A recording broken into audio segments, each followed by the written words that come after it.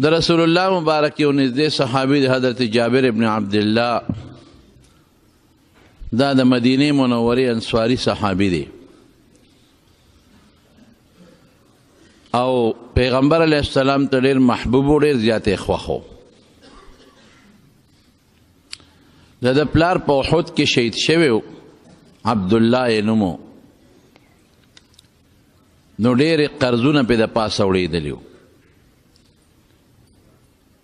چې پلار یې شهید شو نو حضرت جابر وایي چې ما سره د نور څه فکر نو ما سره د خپل پلار د قرضونو فکر و چې الله زما د پلار د قرضونه به څنګه خلاصېږي او ټولو قرضدارو له مې نیټه ورکړې وه چې باغ کله شوکه شي د کجورو باغ نو زه به تاسو له کجورې در کوم په قرضونو کې خو چې سوچ مې وکړ نو کجورې ډېرې لږې وې او قرضونه ډېر زیات و وی ما نبی کریم صلی الله علیه وسلم ته عرض وکړه چې د الله رسوله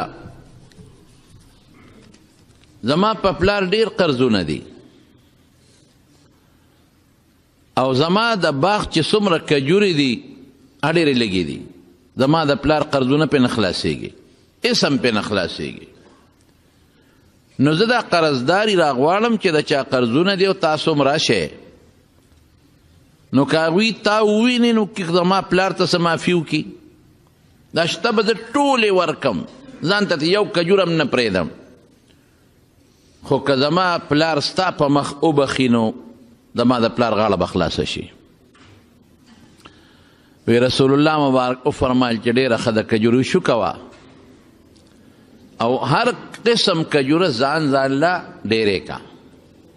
د کجورو مختلف قسمونه وی کجوره مې وشوکوله او هره کجوره مې ځان ځان له ډېرې کړه او چې د چا قرضونو ټول مې باغ ته راغوښتل او نبی کریم صلی الله علیه وسلم او حضرت عمر فاروق رضی الله عنه او صحابه سره هغوی رالل وی چې قرضونو والا پیغمبر علیه السلام ولیده نو ماته سترګې برندې کړې چې دا دې څه چل وکړو مونږ خو قرض نه پرېږدو او دا خو تا نبي علیه السلام مونږ له راوسته اوس د پیغمبر مبارک د مخ هم نه شو رغړېدلی د هغه خبره به هم منو او دې خوا زمونږ بلا قرضونه دي دا ستا کجوره خو د یو قرضداري د قرض د خلاصېدو نه کېږي شیم دی لږ دی اوس مونږ نشو ماف کولی وی زه د هغې په سترګو پوه شوم چې په ما باندې را برن شو خو رسول الله مبارک هر څه ولیدل هم پوه شو او زما وی چې زما دا کجورې چې څومره یې دا والی مهرباني وکړې خو زما پلار ته چې څومره قرضونه زما پلار وبخې پلار مې په احد کې شهید شوی دی او پلار یې څنګه شهید شوی و دا هم یو عجیبه واقع ده د پلار بوډا رسول الله مبارک په مدینه منوره کې د زنانو سره پرېښی چې ته بوډا او ته کمزورې ته جنګ نشې کولی نو ته مهرباني وکړه د زنانو سره ایثار شه وی ښه خو چې کله په احد کې میدان ګرم شو او د رسول الله مبارک غاښونه پکې شهیدان شو پکې مات شو نو مدینې ته اطلاع راورسېدله نو د مدینې نه خلکو غروال ښځو منډې کړې او سړو منډې کړې نو دې غریب خو بوډا و دم توره ځان پسې راښکا او احد ته ځان ورسو خو په صحابو دومره غوبل راغلی و دغه وخت کې یو پروپیګنډه وه چې رسول الله صلی الله علیه وسلم شهید شوی دی صحابو یې قسم دی که موږ په ځان پوهېدو ډېرو صحابو تورې وغورځولې وی چې نبي علیه السلام شهید شو موږ په دنیا کې څه کوو نو دې د صحابو د لاسه غریب په تورو لګېده د خپلو ملګرو د لاسه بوډا او سپینګیرې ولګېده او دا غریب شهید شو بهر کیف وی رسول الله مبارک پوه شو چې دا قرضداري خو قرض نه پرېږدي د سترګو په اشارو باندې پوه شو وی ما ته وی چې ودرېږه صبر وکړه جابر او نبی علیه السلام لاړو څومره کجورې په هغې کې چکر یې ولګاو او چې کم پکې غټ ډېرې و هغې ته نبی کریم صلی الله علیه وسلم په خپله کېناسته او ما ته وی قرضداري دی یو را مخکې کا ستا څومره کېږي دومره ولا به ورکولې بل را مخکې کا ستا څومره کېږي دومره هغه خپل قرض ورکاو بل به را مخکې کو ستا څومره کېږي دومره هغه خپل قرض خلاص کو او ما ته یې وی چې زه در نظم او د دې ډېري ته کښېنه او ټولو له خپل قرضونه ورکوه وی یو له به مې قرض ورکو یو مې ورکو وی قسم د الله په ذات چې زما په پلار څومره قرضونو ټول خدای پوره کړل او هغه ډېري کې یو کجوره هم کمه نه شوه نور خو سالم پاتې شو نور ډیری خو چې کم ته رسول الله مبارک ناستو یو کجورم پکې کمه نه شوه نو ویرالم نبی علیه السلام مبارک ته مې وویل الله رسوله زما د پلار قرض خدای خلاص که او چې کم ډیری ته تاسو ناست وی هغه ډیری کې یو کجوره کمه نه د سالم پاتې شو او باقي خو ټول سالم دي الله رسوله ما وی چې زما ټولې کجورې دې ختمې شي خو چې زما د پلار بوج سپک شي او غاړه خلاصه شي او قرض پې پاتې نه شي وی حضور پاک ما ته وی چې ورشه عمر تعالی وایه وی لاړم او حضرت عمر فاروق رضی الله عنه ته مې الوی وی هغه وی چې جابره چې کوم حضور پاک په کجورو کې چکر ولګو نو زه پوه شم چې دې کې به خدای برکت اچوي زه هغه وخت سره پوه شم چې دې کې به الله برکت اچوي دا حضرت جابر د حضور پاک ډېر خوښ و ډېره مینه یې ورسره نو دا جابر رضی الله عنه د نبی کریم صلی الله علیه وسلم نه یو حدیث نقل کوي او سوی وی حضور پاک او فرمایل اتقوا الظلم اے بندگانو د ظلم نه ځان وساتئ پام کوئ ګوره ظلمونه کې ولی ان الظلم ظلمات یوم القیامه چې چا هم په دنیا کې لږ زیاتې او ظلم هم وکړو نو د قیامت په ورځ ګورې دا ظلم ډېرې زیاتې تیارې جوړېږي د دې ظلم نه به د قیامت تیارې جوړېږي بس ظلم به نه کوئ او زمارونو مونږ خلک ظلم څه ته وایو مونږ دې ته ظلم وایو چې چا نه سپېړه وباسي مونږ دې ته ظلم وایو چې چاته کنځل وکړي مونږ دې ته ظلم وایو چې څوک ناجایزه طریقې سره هغه ته په وجود کې یا په مال کې یا په اولاد کې تکلیف ورسوي بېشک دا هم ظلم دی خو ظلم یو لویه معنا لري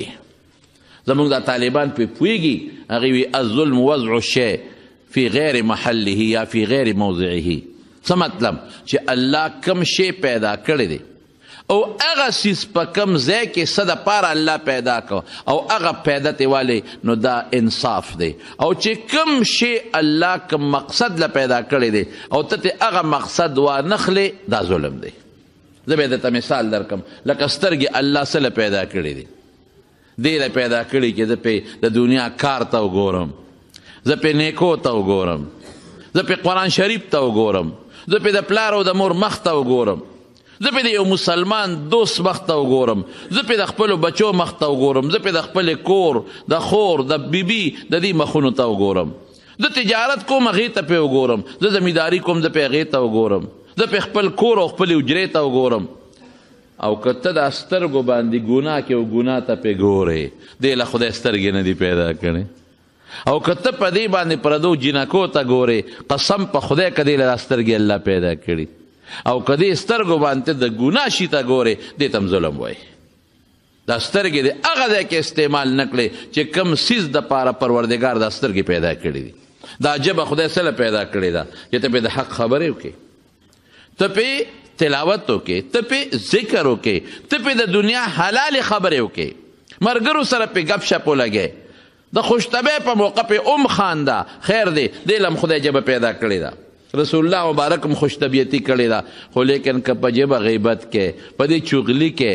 په دې باندې په دې شیطانت کې په دې سندرې وې ګانې پې وې قسم په خدای چې دا د ژبې سره ظلم دی دا ژبه ته هغه ځای کې استعمال نه کړه چې کوم مقصد له پروردګار پیدا کړی دی ستا د لاسونو ستا د خپې چې کوم مقصد له خدای پیدا کړی دی دا اندامونه او ته هغه مقصد واخلې نو دا انصاف شو او که دا اندامونه ته هغه ځای کې استعمال کې چې کوم ځای د استعمال دپاره خدای ستا د لاس او خپې نه دي پیدا کړې نو دا هم ظلم شو نبی کریم صلی الله علیه وسلم یو ځل په لاره تېرېده یو غوی او هغه غوی د پاسه یو سړی د غوی د پاسه وروخته ورسور شو پې او بار یې پې د پاسه ور واچو غوی ورته مخ راوګرځو او هغه خپل مالک ته وایي چې انما انی لم اخلق لهذا زه خو دې له نه یم پیدا چې ته په ما د پاسه سورلی کې زه خو دې له نیم پیدا چې ته زما د پاسه بارونه وړې. انی خلقت للحراستې، زه خو دې له پیدا یم چې ته په ما باندې پټي کې یوې وکې. زه خو دې له پیدا یم. فوراً چې رسول الله مبارک دا خبره واورېده نو صحابه خو پریشانه شو چې خوره غوی خبرې کوي، غوی ته وګوره، خبرو ته ګوره، او غوی خپل مالک ته وایي چې زه خو سورلی له نیم پیدا، زه خو دې له نیم پیدا چې په ما بارونه وړې، زه خو دې له نیم پیدا چې په ما د پاسه سورلي کې. اوهو غوی خبرې کوي، بقرة تتکلم، غوی خبرې کوي. نبی کریم صلی الله علیه وسلم او فرمایل زما په دې ایمان دی او د ابوبکر او د عمر هم په ایمان دی، زما هم په ایمان دی او د ابوبکر او د عمر هم په ایمان دی. حالانکه دغه وخت نه حضرت ابوبکر او نه حضرت عمر فاروق په دې مجلس کې وو. څه مطلب؟ په څه باندې ایمان دی؟ په دې خبره د ایمان دی چې رب العالمین دا قدرت او طاقت لرلی شي چې غوی له د خبرو طاقت ورکي. الله په دې قادر دی چې غوی له د خبرو گویایی ورکي، او چې څنګه انسان په دې ژبه لګیا دی او خبرې کوي، نو رب په دې قادر دی چې غوی له په ژبه کې د خبرو طاقت پیدا کولی شي. غوی خو لا څه کوي؟ غوی خو څه کوي؟ د غوی خو بیا هم خوله شته د انسان په شان، د غوی خو بیا هم ژبه شته د انسان په شان، د غوی خو بیا هم تالو شته د انسان په شان، د غوی خو بیا هم غاښونه شته د انسان په شان، د غوی خو بیا هم شونډې شته، دا څیزونه خو شته دي. او غوی چغه مو باسي، خبرې خو نه کوي خو اوازونه کوي، چغه مو باسي. لیکن د قیامت پر ورځ به خدای پاک زمونږ د لاسونو له او د خپو له او د سترګو له او د غوږونو له هم د خبرو طاقت ورکوي. رب العالمین قرآن شریف کې فرمایي الیوم نختم علی افواههم، په دغه ورځ به موږ په خوله مهر ولګو، خوله به بنده کړو. وتکلمنا ایدیهم وتشهد ارجلهم بما كانوا یکسبون، او د دې انسان لاس او خپې مراد ترې اندامونه دي، د دې انسان اندامونه به لګي او ګوی به ورکوي. ای بنده پلانکي دی کتاب په ما دا ګناه نه وه کړې، دی به انکار کوي ما خو دا ګناه نه ده کړې، دی به بیا انکار کوي الله نه مې ده کړې، نه دی ده کړې، نه لاس به وایي په ما دی کړې ده، پلانکي دی کې دی کړې ده، خپه به وایي په ما دی کړې ده، پلانکي دی کې دی کړې ده، سترګه به وایي په ما دی کړې ده، پلانکي دی کې دی کړې ده، په پلانکي ورځ دی کړې ده، پلانکي قسم ګناه دی کړې ده. لګیا به د اندامونه او دی به ګوی شروع کړي. نو دا انسان به غصه شي د خپلو اندامونو ته، زه خو تاسو بچ کومه، زه خو ستاسو دپاره لګیم او دروغ وایم او د قیامت او د قبر د عذاب نه بچ کومه. نو چې تاسو په ځان ګوی کوئ او اور هم خوښ دی نو چې څه هم خوښۍ کوئ. الله دا طاقت لري، دا قدرت لري. نو ځکه رسول الله مبارک فرمایي زما په دې ایمان دی چې الله طاقت قدرت شته چې غوی له د خبرو طاقت ورکړي. زما په دې ایمان دی چې غوی دلته هم شکایت کوي او د قیامت په ورځ به هم د خدای په دربار کې شکایت کوي. او دا د ابوبکر او د عمر ایمان دی. نو علما لیکي په دغه موقع عمر او ابوبکر نو، لیکن پیغمبر علیه السلام د هغوی په ایمان دونه اعتماد وساته چې د خپل ایمان سره د هغوی ایمانونه ملګري کړل. زما وروڼو ظلم نه به ځان ساتو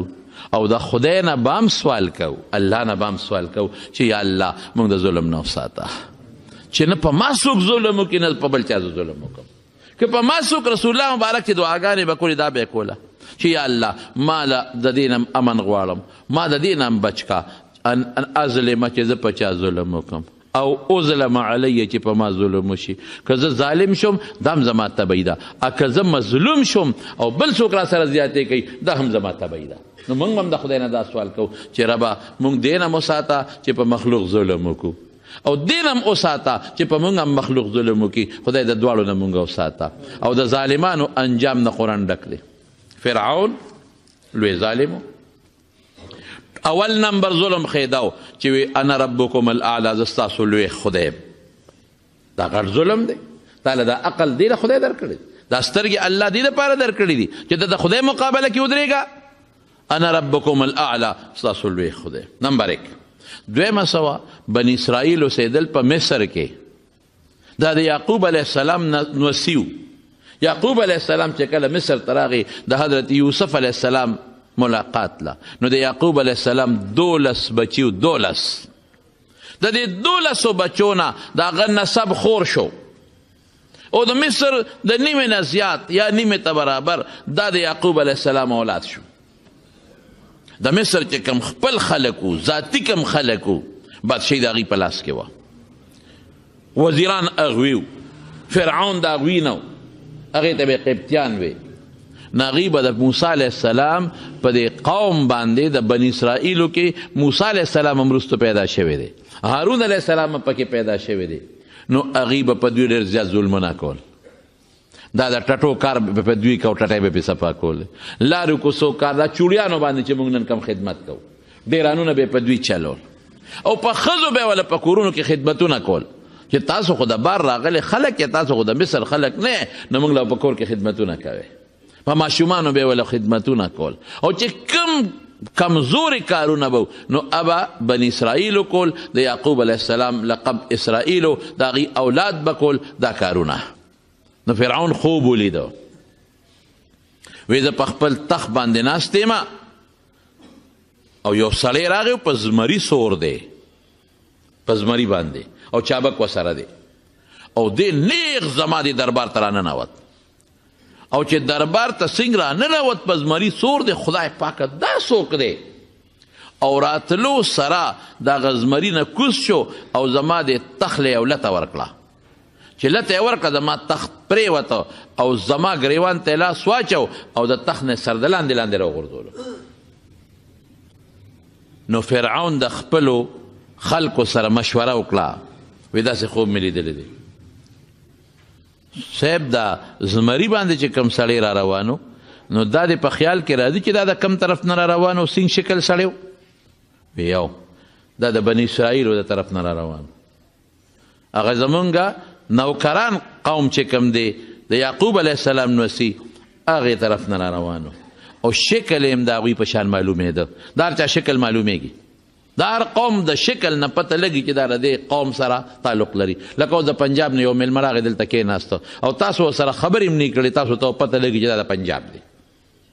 د پښتون نه مخ نه پته لګي چې دا پښتون دی. بیا پښتنو کې هم د بعضې علاقو خلک پیژندلی کېږي چې دا د پلانکې علاقې دی، دا د پلانکې علاقې دی، دا د پلانکې علاقې دی. وی بالکل شکل نه داسې معلومېده چې د یعقوب بني اسرائیلو والا دی، او د هغې د طرف نه هم راغی. وی صاحب د خوب تعبیر دی واضحه دی. څنګه دی؟ وی دوی کې به یو الک پیدا کېږي، بادشاهي به هم دنه اخلي او سر د لاندې به دې غورځوي، او طاقت به ورسره وي، لکه زمري طاقت دی. کونټی په لاس کې او چوکه په لاس کې نیول دا طاقت دی. او ستا دربار ته به نیغ راننوځي، تا کې به دونه جرأت نه چې دې منې کې، او نه به ستا نوکران منې کولی شي. او دا تعبیر او ټولو او بالکل دا تعبیر څوک ورسره بس وی دا چلو که چې دې ته بند تړل پکار دی. سیلاب چې کله په سر راشي نو بیا ته ځان نشي خلاصولی، مخکې نه به ورته بند تړی،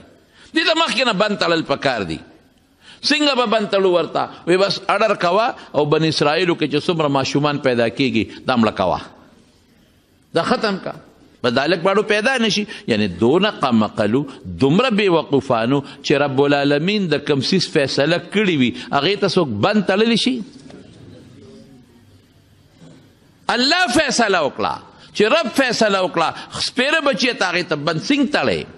ته هغې ته بند نشي تړلی. خو دا ردی او خپل سوچو د الله د حکم، د الله د قاعدې او د الله د فیصلې په مخ کې د مارونو د انسان تدبیر اس کار نشي کولی. تقدیری مسلو کې تدبیر کار نه کوي، تدبیر فیل کېږي. بیا ته به هر څومره تدبیر استعمال کې، خو چې تقدیری مسله پې راشي او د تقدیر توره پې راشي، تدبیر فیل. ته به بچې بوځې او ته به په هسپتال کې داخل کې چې دی به بچ شي، خو چې د مرګ توره د الله د طرف نه مقدره پې را پرېوځي، هغه تدبیر ختم. د ډاکټر په مخ کې به ته ساه خېږي، په اپریشن تیټر کې به ته ساه خېږي، اکسیجن به ورته لګېدلی او ساه به ته خېږي، د زړه مشین به ورته لګېدلی او ساه به ته خېږي. ولې؟ تا تدبیر وکړو، تدبیر د پاسه د چا توره راله؟ د الله د تقدیر. هی قسم نه خیر و خلاص. نو سپیره دلته دوکه شو. دغه وخت کې دې سپیره له پکار و چې ویرېدی، او تا ولې ما نه بادشاهي بالي، ولې به سر د لاندې غورځېږم؟ دا هلک به څوک چا د کې به طاقت څوک پیدا کوي؟ الله به پیدا کوي. ما خو د خدای مقابله کې د خدای اعلان کړی دی، اوهو دا نه ده پکار. بس توبه طایب کېدل پکارو ورته لیکن هغه نور موچت شو اډر یې وویسته وی بني اسرائیلو کې چې څومره ماشومان پیدا کېږي هغه وجنئ ظلم زیات شو دا بل ظلم هغه الله سره ظلم او ورپسې مخلوق سره ظلم چې په بني اسرائیلو باندې ته خپل ټټی پاکې او ته په لارو کوڅې جارو کې او ته د هغې په ښځو په ماشومانو په کورونو کې خدمتونه کې او په ټوکې په کارونه کې وډیرانونه پې خوری دغه یو ظلم دا بل ظلم شروع شو بس چې کم ماشوم به پیدا کېده په ګاونډ کې پته لګي جاسوسان ګرځېدل ماشوم به راواجي مور مخکې به یې لال کړ چا غږ کولی شو لیکن زما رونو نبی کریم صلی الله علیه وسلم فرمای چې ظالم دې په خپل ظلم باندې سر نه اوچتی ظالم دې دا نه و چې زه ظلم کوم او ما ته څوک نشي را رسېدی الله پاک رسول الله مبارک فرمای ان الله لیملی الی الظالم خدای ظالم له مهلت ورکوي خو چې کله ونیسي نو بیا ته څوک نشي راخلاصولی بیا اقا ظالم چغې وباسي په کټ کې پروتي او یو یو چغې د اسمانه پورې خیجي خو الله بیا رانیولي بیا راونیسي مګه خو نخرې کوي کله یو ځای سوړه وباسي کله بل ځای سوړه وباسي کله جامې کرپوي کله د خوراک شیره ورځي خو چې کله د لټ هغه سیخ پې د پاسه راغی بس بیا یې سم نشته خبره ختم نو نبی علیہ السلام فرمایي زه نه وایم چې الله ظالم له مهلت ورکوي چې کله یې ونیسي بعد بیا نه پرېږدي او نه یې بیا څوک خلاصولی شي خو زمونږ ایمان دی الله پاک داسې وکړله چې دا قوم ورته راوچت شو صاحب دا خو چې دا ماشومان ته وجنې نو دا بوډاګان به مړه شي دا ځوانان به بوډاګان شي نو بیا به کال 2 4 10 شل کاله په زموږ خدمت څوک کوي نو دلته بیا تیر وته وی یو کال وجنې بل کال مه وجنې سپیره بچیا که په دا کم کال کې نه وجنې دی کې هغه پیدا شي څه به کې نو چې په کم کال وي مه وجنې نو په هغه کال خدای حضرت هارون علیه السلام پیدا کړ او په کم کال چې وجنې نو په هغه کال الله پاک حضرت موسی علیه السلام پیدا کړ او چې څنګه موسی علیه السلام الله پیدا کړ نو اقا زینا اطلاع ورسېده پولیس ته چې دې کور کې ماشوم پیدا شوی دی خلکو ته پته لګي چې پولیس والا سنګ په کور را دننه شو الله دلته د موسی علیه السلام د مور نه عقل وتښتاو بعضې وخت الله داسې هم کوي او لګیا د تنور اچوي د موسی علیه السلام مور تنور اچولی دی او خشاک یې پکې اچولی دی او تنور کې اور بلیږي غرغنډه ده او دا بچی ورسره دلته په دا غیږ کې دی موسی علیه السلام ورسره دا غیږ کې دی او تنور یې اچولی دی او دقه دی چې کارنده پرې رادننه شو الله دماغ الټه کړل بلکل د موسی علیه السلام په مور لیونتوب لیونی خو نه پوهېږي موسی علیه السلام یې تنور کې وغورځو اوس لیونی خو نه پوهېږي دغه وخت په خدای جنون راوست تنور کې چې وغورځو هغې رالل ماشوم څه شو دا اوس لیونی ده ها ها ها ها څه وی خلکو ته تاسو خو موږ په لیونی پسې راوستو ټول کور یې ولټو ماشوم کم دی ښځه خو پاګله ده لیونی ده بس هغې واپس لاړل چې واپس لاړل د موسی علیه السلام د مور په دماغو کې واپس خدای عقل راوستو او بچی مې څه شو موسی علیه السلام تنور کې پروت دی او ګوته یې خوله کې بنډلې ده او د پیو په ځای غره وي او راوچت یې کړ د مظلوم خدای مدد کوي چې راوچت یې کړه اوس خو پته ولګېده چې دا خو ما نه پرېږدي اوس بیا راځي الله پاک وتعالی کې واچوي صندوق جوړ کړه صندوق یې جوړ او په صندوق کې دا بچی ور واچو او بند یې کا او دریاب ته وروله دریای نیل ته یې وروغورځو او لور ته وي بچی ځه ورپسې رو ورپسې ځه چې پته ولګي چې دا صندوق کم خوا ځي ماشوم صندوق کې پروت دی اوس چې الله پاک د چا د جون فیصله کړي قسم په خدای که څوک د څه وباسي او چې د چا د مرګ فیصله الله کړي بانه ورته جوړېږي صندوق ورو چپه وړي د فرعون دا محل د دریاب په غاړه او د دې دریاب نه یو وله د ده محل ته دننه تلې وه نو جبریل علیه السلام وله ورو دیکه ورکوي هغه ولې ته یې وله جوړ کړه په هغه وله کې دننه لاړ هلته د فرعون زنانه او وینځې او جنکۍ راغلي دي هغوی دغه چمن کې د لختي په غاړه د هغه ولې په غاړه لګیا دي یا لامبې یا لوبې کوي صندوق ورغی یو څانګه ښکته وه هغې سره ونښته او دا صندوق کې څه دي چې روچت یې که او صندوق یې کلو که خشته ماشوم پکې پروت دی عقل څه وایي اوهو دلته عقل جدا مسله راله اوهو خدایا د دشمن کور ته ورغی کوم دشمن له چې کور یریدو کور له وله ماشوم لاړ اوس به څه کېږي او چې بی بی آسیې سینګ کو لو کو ماشوم یې روچت کو سینې پورې ونیوه بس اتفاقی رب د بی بی آسیې په زړه کې د موسی علیه السلام سره مینه واچوله چې فرعون راغی یو خبره درته کوم خو ګورې زما به منې او فرعون په دې عاشق و څه به وایې وایه څه به یو ماشوم مې مونتی دی دقه صندوق راوړه او زما ډېر خوښ دی قرة عین لی ولک ستا دپاره به هم د سترګو ټنډک وي او ته به هم پې خوشحاله او زه به هم پې خوشحاله یم کوم دی دا دی وی ستا دپاره به خو ما دپاره نه دی علما وایي وی که فرعون داسې ویلي چې او دا ماشوم به ستا دپاره هم د خوشحالۍ ذریعه او ما دپاره به هم د خوشحالۍ ذریعه ممکن ده چې الله فرعون ته ایمان نصیب کړی وي او دې هم خدای جنت ته رسولی وي لکه د بیبي آسیې په شان دی وایي تا له به ما له به نی نه نه نه آسیې نه پرېږدم هسې نه دا هغه ماشوم نی وی ګوره دا خو زما غېږ له راغی ما سره به لوی شي ستا غېږ کې به لوبې کوي ستا بچې به نو څنګه به ستا دشمن شي تا نه به څنګه بادشاهي والي هغه غلطه خبره پرېوته هغه موسی الله د دشمن په کور کې لوی که او د چا پی نه اخېستل چې چا به هم سینې ته اچو پی نه اخېستل هغه خور ورسره ده خو پېژني ځان خو نه ښیي ورته یاره وایي زمونږ یو بني اسرائیلو کې یو ښځه پی ډېر خواږه دي کم ماشوم چې سینې ته واچوي نو هغه سینې هر ماشوم اخلي وی ته ورشه راوله ورپسې دا چې لاړه مور ته وی مورې هغه ماشوم خو د فرعون کور ته ورسېد زما رور خو د چا سینه نه دي او جاړي او وایي چې ما ورته ستا اله وی چې دغسې یو ښځه ده او خواږه پی دي هر ماشوم چې سینې ته اچوي نو هغه پی خوري نو اوس الله څه کوي که دا نه غتلی وي چې ښه ورځم نو شک به پې کو چې هم د دې بچی دی وی نه نه زه پردي بچي ورته واچولی شم لوبولی چې دا لږ کلک کې پې د فرعون کارندګان لاړله او ورته یې وی چې هغه ښځه خو نه راځي وی ګوره ته څومره تنخوا چې غواړي مونږ ورکوو او را دي چې زمونږ په دې محل کې زمونږ د ماشوم مونتی دی پی به وله ورکړي د موسی علیه السلام یې نه نه زه نه شمه که دلته یې راکوي را دي کې دلته به وله لوی کړم تنخوا به هم راکوي ډوډۍ به هم راکوي او که دلته یې نه راوړي زه پردو محلونو ته نه شم تللی بی بی آسیې فرعون ته ویل ته به یې وله ولیږو ځه نو وی ښه ویې لېږول خپل بچی واپس غېږ له خدای راوسته خپل کور له یې وله راوسته تنخوا وله بېله مقرر شوه او پروتوکول ورته بېل مقرر دی صاحب د موسی علیه السلام د مور ډېر لوی عزت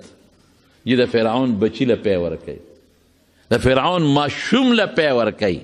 خلک به راتلل او دې ته به زموږ سپارش وکړه د فرعون ښځې ته زموږ سپارش وکړه ګوره الله پاک چې زموږ پښتانه وایي وی چې خدای بچ کوي نو سر وله د کاڼي لاندې که خو خدای به بچ کوي داسې ده که نه شل ډزه سړی لګېدلی دی شل ډزه او خدای بچ کړی دی یو ډز لګېدلی دی مړ شوی دی شل ډزه لګېدلی دی بچ شوی دی یو ډز لګېدلی دی مړ شوی دی د زړه مریض دی او ډاکټر ورته وایي بس ستا اپریشن هم نه کېږي ستا شوګر دی ستا داسې بیماری چې ستا اپریشن هم نه کېږي اجمدی ګرځي په بل ټوخی راغلی دی اسپتال ته هم نه دی رسېدلی په لاره دی سوتی ده نظام چلونکی څوک دی الله دی ژوند او مرګ د چا په لاس کې دي د الله په لاس کې دي او عزت او ذلت د چا لاس کې دی هم د رب العالمین په لاس کې دی هغه موسی علیه السلام خدای لوی که او هغه فرعون ظالم خدای هلاک که او څنګه یې هلاک که موسی علیه السلام خو خیر قصه اوږده ده هغه ټوله قصه درته نه ویم هغه لوی شو لوی شو لوی شو لوی شو لوی شو لوی شو لوی شو او بیا لاړ د شعیب علیه السلام علاقې ته د هغه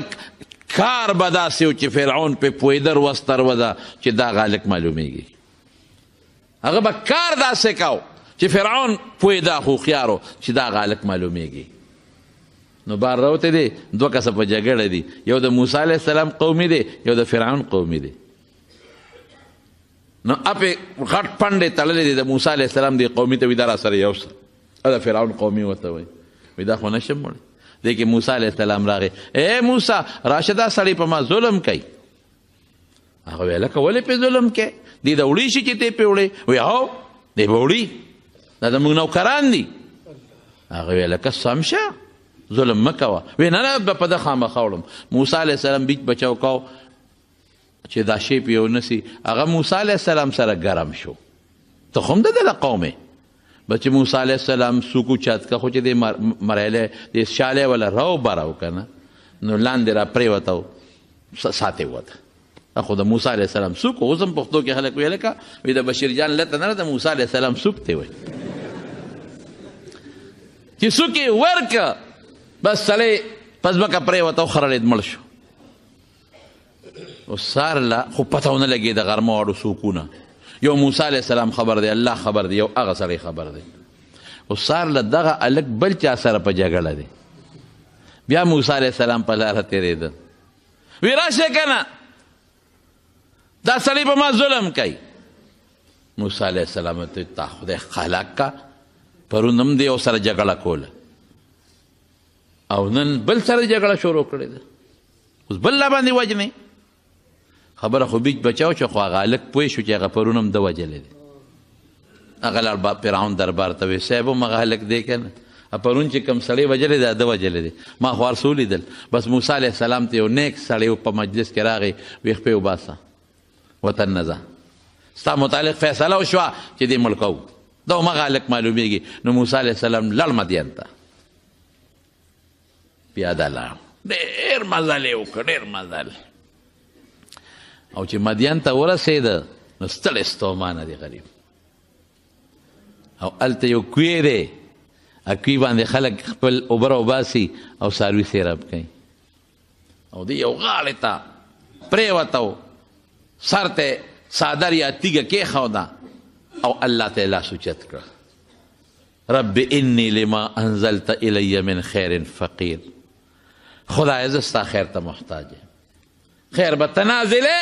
او الله ستا خیر ته زه محتاج یم. او واقعي چې د هر چا نه دې نه پوره شي نو بیا به چا ته چغې وی؟ الله ته به. او الله بیا په بنده مهربانه دی.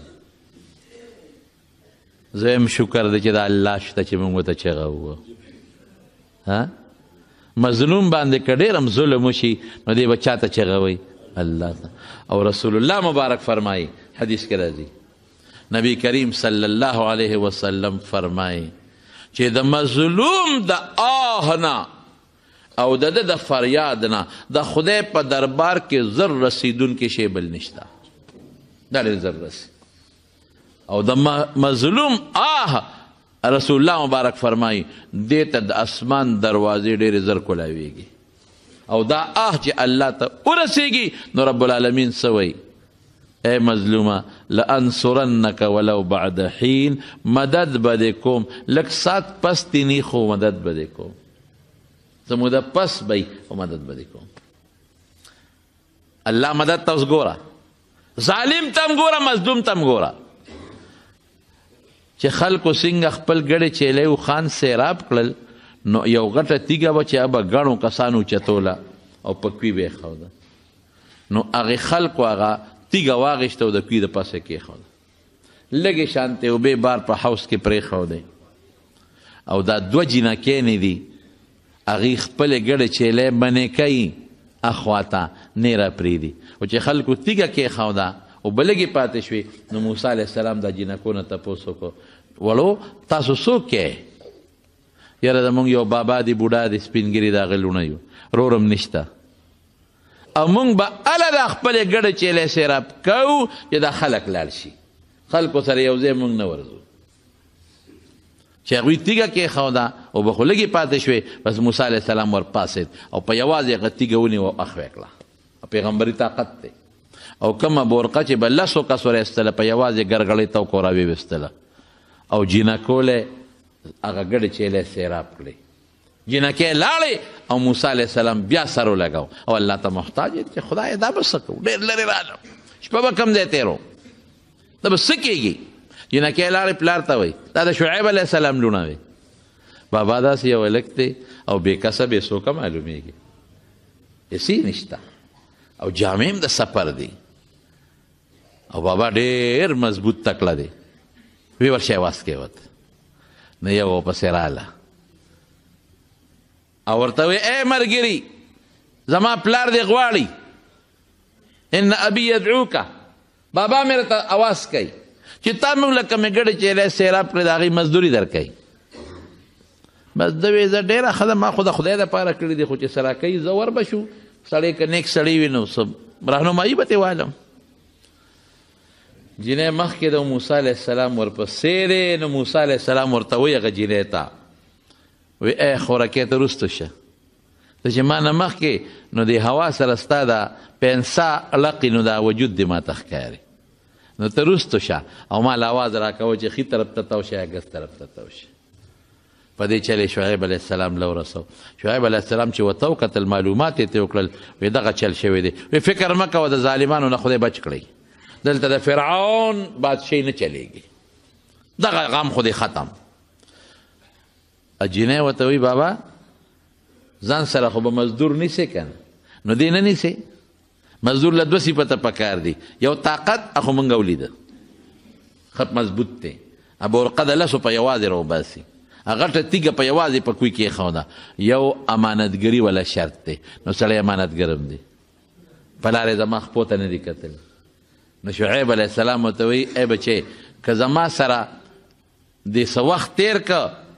نو یو لور به درته په نکاح کړم 8 کاله را سره تېر که 8 او که 10 دې تېر کړل نو دا به ستا مهرباني وي موسی علیه السلام یې ډېره ښه ده 10 کاله د شعیب علیه السلام سره تېر کړل 10 او شعیب علیه السلام ورته خپله لور په نکاح کړه او دی ورته وایي موسی علیه السلام چې اوس خو ډېر وخت تېر شوی زه ځم خپل وطن ته مصر ته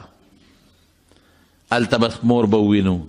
رور به ووینم او کیدای شي ما څوک نه پېژني 10 کاله ډېره موده ده دا ښځه به هم ځان سره بوځم وی ښځه ګډې چیلې والا ورکړې وي ها ګډې چیلې هم ځان سره واله او دا ښځه دې هم بوځه او دننه ورشه یو چوکه راواله یو کونټی چې په لاره ګډو چیلو ته پې پاڼې غورځئ پاڼې څنډئ چې موسی علیه السلام لاړ چوکۍ راواغېسته شعیب علیه السلام ته وي دا مې راواغېست وی دا کېده بله راواله هغه یې کېښوده بله یې راواغېسته چې څنګه شعیب علیه السلام د راغی بیا هغه کونټی وه نیکبخته زه راته ویم چې دا کېده بله راواله کېښوده بله یې راواغېسته هلته 4-5 کونټۍ پرتې وي چې کومې له به بلې له ګوتې وړه بیا به هغه لاس کې راتله شعیب علیه السلام ته زه بچې دا دې په قسمت ته دا هغه کونټۍ ده چې حضرت آدم علیه السلام د جنت نه 10 څیزه ځان سره راوړي یو پکې دا وه زه دا ستا نصیب کېده زه وړه په لاره وله خدای بچې م ورکړه موسی علیه السلام نه په کوهې تور په غاړه کې او رب العالمین ورته پیغمبري م ورکړه او چې کله د ښځې بچی کېږي شپه ده او تیاره ده او زلزل دی نو دغه وخت کې زنانه ته د ګرمو ضرورت وي نو ښځه ورته وایي چې دا به څه کوو دا خو شپه ده نو مخامخ یې اور ولیده نو موسی علیه السلام ښځې ته وایي وی زه ورځم دې اور سره به خامخا څوکي اور بغیر د انسان نه نی نو زه ورځم که څوک انسان یي تاله به راولم چې ستا د دې ماشوم د کېدو خدمت وکړي او که څه ګرم څیزونه کې درته راوړم نو ښځه ورته وایي داسې کار وکړه چې دې علاقه کې ماران ډېر زیات دي ګورې نو یو خو سپلی په خپو کړه او بل دا کونټۍ لاس کې واله نو موسی علیه السلام یې ډېره ښه ده نو چې څنګه لاړه نو هغه یو اونه وه او د هغې نه رڼا ختېدله ظاهر کې داسې معلومېدله لکه چې اورې خو اور نو نو دې حیران دی چې خدای د ونې په سر اور بلیږي نو شونټۍ راواغېسته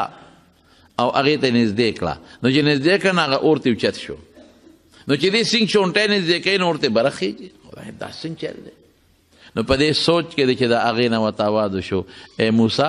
انی انا ربک فاخلع نعلیک زه ستا رب یم اور نه یم فخلعن علیک پڼې وباسه انک بالوادي المقدس طوا دا خو ډېره پاکه علاقه ده پڼې دې وباسه نو دی وی الله کوم ځای اواز داسې راځي د الله اواز یوازې په غوږ نه اورېدلی کېږي د الله اواز انسان په هر اندام اوري د بنده د اواز په شان دی نه چې په غوږ اورېدلی کېږي نو دې سر تاوی راته ووایه این انت یا رب الله کوم ځای الله کوم ځای رب العالمین ورته دوه معجزې ورکړې او اډر یې ورکړي زه فرعون له ځه وی د هغې خو په ما بدل را پورې دی فکر مه کوه هېڅ غږ مه کوه هېڅ فکر مه کوه زه له سره مردګرې مه کنه کونټی به دي چې کله هم تکلیف ته پیښېږي دا غورځوه اجدها به ترې جوړېږي او که هغه د نه بل دلیل غوښته نو لاس ترخ کې منډه و بار راوباسه هغې نه به رڼاګانې خېجي وی الله ما له ملګري په کار دی وی زه ستا ورور هارون مې له ملګري که چې موسی علیه السلام څنګه راورسېد مصر ته هارون علیه السلام الله خبر کړی ځکه هغه ته پیغمبري میلو وه هغه استقبال ته ولاړ ورور یې ځان سره که نیک فرعون له ورغی همقسې وشوه چې کم خوب فرعون لیدلی و نیغ په دربار ورغی او چا کې جرت نو چې ورته وی چې په دې دربار مه راځه دا خو د فرعون دربار دی نیغ ورغی او فرعون ته مخامخ ودرېد هغه یو خوا بل خوا چې دا لږ څنګه راغی کونټی ورسره دا څه کوي چا کې جرت نو چې منې کړی وي ته څنګه راغلی لکه ورته وی زه موسی یم ښه پېژنې مې چې تا سره مې کوم وخت تېر کړی دی زه د خدای پیغمبر یم دا مې ورور دی هارون دا هم د خدای پیغمبر دی او موږ راغلي یو او بس ډېره ګناه دی وکړه ډېر ظلم دی وکړه اوس هم الله دله مهلت درکوي توبه وباسه اوس هم الله دې معاف کوي توبه وباسه الله یو منه موږ د خدای رسول ومنه هغه چې خوا دې خوا کول موسی علیه السلام ته الله وی دا کونټی غورځو او چې کونټی وغورځو او د هغې نه وجدها خامار جوړ شو او فرعون غروال منډه یې کړی زموږ بعضې کتابونه لیکي وی اویا دستونه یې وکړل او څوک وایي شپږ شل یې وکړل نو مې دا دغه وخت کې چا شمېرلی او دستونه څوک د چا شماري خو خیر خلاصه دا ده چې دستونه پې ولګېدل یره پې راله منډه یې وواله او موسی علیه السلام ته شی کنټرول کا چې قابو که اوس که موږ پسې خوله راوچته کړه خو غرق به م کي دا په الله یره تېروله موسی علیه السلام چې کونټۍ ته ګوتې کړې هغې نه واپس امسا جوړه شوه او ته ستا څه دلیل دی دا دې ونه لید بیا در پرېږدم نه نه نه خدای ته وګوره بیا در پرېږدم دې تخت کې در پرېږدم درته موسی علیه السلام لاره وویست دا سره وویست هغې نه رڼا ختېده خو د برګي مرض په شانتې نه پوره رڼا یې کوله څه وایي وي ته خو جادوګر یې جادوګر دله راغونډوم که تا وګټله ته به په حق یې که هغې وګټله موږ به په حقه یو ډېره ښه یعنې داسې په موسی علیه السلام د هغه کونټۍ یره تېره شوه چې نه هغه پولیس ته څه ویلی شو نه فوج ته څه ویلی شو غږ یې نه شو کولی هر شي سره به ګزاره وکړي خو چې چا سره کونټۍ وي او د هغې نه مار جوړېږي والله که ورسره ګزاره وکړي معمولي غوندې داسې یو جټکه وله یو سه پله به منډه وایي جادوګر یې راغونډ کړل د اختر ورځ ده جادوګرو لاول د موسی علیه السلام سره خپله خبره وکړه چې که موږ وکړلو څه به انعام به هم در کوم تنخوا پیسې هم در کوم او تاسو به ټول د قومي اسمبلۍ او د سینټ ممبران به او د صوبایي اسمبلۍ ممبران به غټ غټ ممبران به یې دنه غټ غټ ممبران جوړوم دا اوس چې کوم ستا د صوبې او د قومي ممبران دي اوس بولي لګېدلې ده ښه یو د صوبې اسمبلۍ ممبر په شپږ کروړه او په اته کروړه خرڅېږي ګډان او چیلي دي ګډان او چیلي چې څنګه خرڅېږي افسوس افسوس خفه کېږی ما موږ هغه خلک اسمبلو ته لېږلی دي هغه خلک چې نن هغه لکه د حیوانانو په شان خرڅېږي دا زموږ مشران دي زه افسوس کې کله پروزم یو وایي هغه غل دی بل وایي دا بل غل دی نه پوهېږو چې ساس پکې څوک دی سپریم کورټ وایي ته غلې کوزېږه ابل غل دی کوزېږه های کورټ وایي نه دا نه دی ابل غل دی دا زموږ مشران دي د خلکو له موږ وټونه ورکوو دا به زموږ د قوم مشران جوړېږي نن بولي لګېدلې ده ایم پی اګان به خرڅېږي او 8 کروڑو روپو ته پرون ما ته چا وایي چې 8 کروڑو روپو ته د ممبر قیمت ورسېده نه دا خو ډېر لوی مضبوطه تی دی دومره قیمت خو د بل چا نشته دومره پیسو باندې خرڅېږي د کم قوم منبر به خرڅېږي دغه قوم به دقې سپیرله دغه خینزیر له وټ ورکړي چې کم خینزیر تا نه وټ واغېسته او جومات په جومات او کوټه په کوټه وګرځېد او دی بیا خپل وټ خرڅوي او ځان خرڅوي بهر کې دا پکې ځان له مسله ده خو خبره مې دې پورې کوله دا سوال خو به د خدای نه کوو که نه چې خدایا ممکن خپله یره پیدا کړي چې موږ هر وختانه یریږو او خدای زمونږ د دې وطن مشران هم هغه جوړ کړي چې د هغوی په زړه کې ستا یری بس چې ستا یری پړه کینی که نه او صرف زمونږ د خرڅولو دپاره دی نو خدای داسې مه مقرروي بهر کې زما وروڼو جادوګر یې راغونډ کړل د اختر ورځ د میله د جادوګرو پړي راوړل او امساګانې راوړل په میدان یې وغورځول او دومره ماران تی جوړ شو دومره ماران چې حضرت موسی علیه السلام باندې یره راله او قرآن وی وجاءوا بسحر عظیم ډېر لوی سحر یې جوړ ډېر سحر موسی علیه السلام یره چې خدای پاکه دا خو په سوونو نه دي په زرګونو باران دي که د ما کونټۍ نه جوړي او دین جوړ کړل او دا خو ډېر الله یې مه یېرېږه ورغورځوه کونټۍ خو چې موسی علیه السلام کونټۍ څنګه وغورځوله کونټۍ لګیا شوه او یو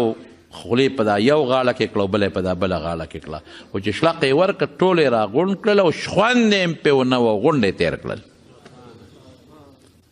او کونټۍ والا د موسی علیه السلام مر فرعون طرف ته ور روان شو او چې ورلل نو په هغه د ټیزونو باران چې لیسا چې قابو کا موسی وی نه نه دې پرې خدای ته وګوره ستا د غرب باندې قسم چې ستا مشې قابو کا غر کې اوس منې که نه منې جادوګر پوه شو مولا پیژنې ناتخوان پیژنې جادوګر پیژنې هغې پوه یا جادوګر نه دی ټولو په یو جبه چغه کړې آمنا برب موسی و هارون زمونږ د موسی او د هارون په رب ایمان ټول مسلمانان شو او فرعون سوی پرېږدم هم چېته لاس او خپې ده نه پرې کوم ښې لاس او ګس خپه او لښکر یې راوویسته موسی علیه السلام الله سره مشوره وکړه څه وکړم وي داسې وکړه چې دا چې څومره مسلمانان دي ستا د قوم او دا جادوګر هم ټول مسلمانان شو دا واله زره ته لار ښیم ځه الله ورته لار ښوله دوی تلل او فرعون ته اطلاع میلو چې سړي خو د نه وتښتېدل هغه شپږ لکه لښکر د فرعون ورپسې شي موسی علیه السلام ته قوم وایي چې دا په خپله خوښه په دې لار روانې وی نه دا راته الله ښودلې ده وی دا خو به دریاب ورغلې ده اوس به څه کوو هلته دریاب و دې خوا د فرعون لښکر اوس به کیس په دې لاره ولې رالې موسی علیه السلام الله ته وی الله څوکم فلما ترى الفئتان قال انا لمدركون قال كلا الله را لاندې کړو هغه دې راورسېدل الله وی نه هېڅ هم نشي کولی ورځه پې دریاب دی ته ور نږدې شې چې نږدې شوې کونټۍ والا یو سا کونټۍ یوړه دریاب کې خدای 12 دارې جوړې کړې هوا پکې وچلېده ځمکه موچه شوه او اړه روکه چې لومبی لار د پلانکي قوم دویمه د پلانکي درېیمه د پلانکي چې ازدحام جوړ نه شي هر قوم په خپل اسانه لاړ شي موسی علیه السلام سره د قومه پورې وت او فرعون چې څنګه راغی نو د خپل قوم ته وی هم لیدل دومره زما روب دی چې هلته مو دریاب راته وشلېده خو چې رانږدې شو که نه نو بیا پې یاره ټرتار پې ولګېد ټرتار یاره هسې نه چې وردن نه شو چې ته غرق نه شو رسول الله مبارک فرمایي وی جبریل علیه السلام راته وی چې اس پې اخوا دېخوا کول اس په مې ولې د قیزې نه ونیولو کړس پې ورکړه رادننه مې کړه او ټول قوم ورپسې په هغه لارو رادننه شو او چې څنګه د دریاب د میانسته شو موسی علیه السلام اوتې وی بیا وله کونټۍ یوسه چې کونټۍ یوړه دریاب پې وجنګېد 6 لکه فوج فرعون ټول خدای غرق کړل تباه شو